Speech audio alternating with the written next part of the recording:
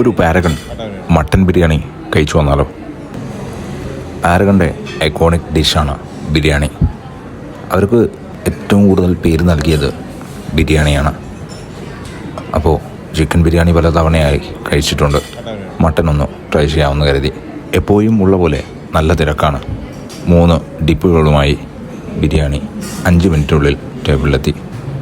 ഡിപ്പുകൾ വന്നു കഴിഞ്ഞാൽ ഓരോന്നെടുത്ത് രുചി നോക്കണം. അതാണ് പതിവ്. കൊണ്ടുവന്ന പ്ലേറ്റിൽ നിന്നും പെട്ടെന്ന് തന്നെ സ്വന്തം പ്ലേറ്റിലേക്ക് ബിരിയാണി തട്ടിയിട്ടു. 2 പീസ് കൊള്ളാവുന്ന പീസുകളാണ്. നിങ്ങളത് ശ്രദ്ധിച്ചു നോക്കിയാൽ മനസ്സിലാവും എത്രത്തോളം അത് സോഫ്റ്റാണെന്ന്. ആദ്യം റൈസ് ഒന്നെടുത്ത് രുചിച്ച് നോക്കി. രുചികരമാണ്. ബിരിയാണി ഇവിടുത്തെ ഐക്കോണിക് ഡിഷാണെന്ന് നേരത്തെ പറഞ്ഞല്ലോ.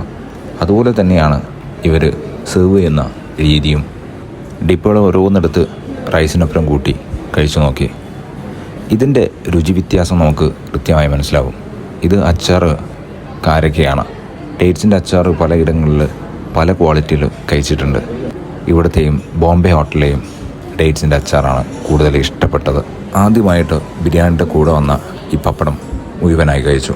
ഈ മുട്ട വേറെ വാങ്ങിയതാണ് കേട്ടോ, ഇതിന് കൂടെയുള്ളതല്ല. എല്ലാവർക്കും കഴിച്ചിരിക്കാവുന്ന ഒരു ബിരിയാണിയായി പാരഗൺ ബിരിയാണി എപ്പോഴും മുൻപന്തിയിൽ തന്നെ ഉണ്ടാവും. നിങ്ങളെല്ലാവരും കഴിച്ചോ? അഭിപ്രായം പറയുക.